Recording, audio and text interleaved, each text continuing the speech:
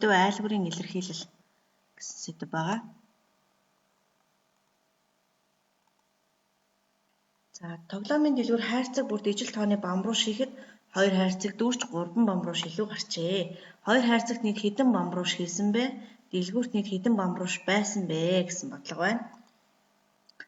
Бодлолт нь нэг хайрцагт бам руу шин тоон мэдэгдэхгүй байгаа тул x-ээр тэмдэглэе. Тэгвэл 2 хайрцагт савлсан нийт бам руу шин тоон 2-ыг үржих нь x буюу 2x. Эндээс бам руу шин тоон 2x дээр нэмэх нь 3 болно.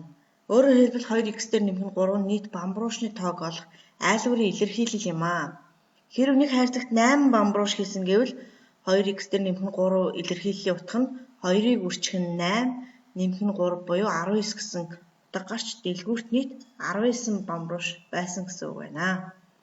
За эндээс 2x 3 гэсэн тоонууд нь бол гишүүд болно. За эндээсээ 2 нь бол коэффициент, x нь хувьсагч, 3 нь сул гишүүн гэж нэрлэдэг байна.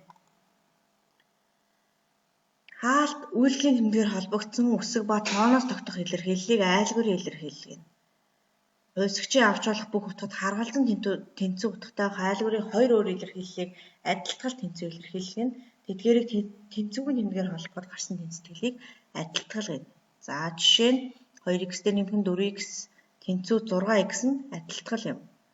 Айлгуурын илэрхийлэлд орсон үсгийн тоонд орлуулж зохих үйлдэлийг гүйцэтгэхэд гарсан тоог уг айлгуурын илэрхийллийн тоон утга.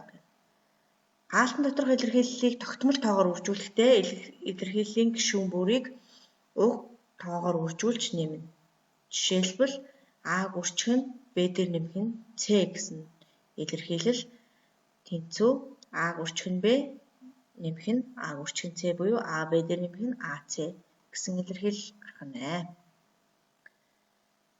Эдгээр бодлогуудыг бодоод хичээлийн цагаар багштай шалгуулаарай.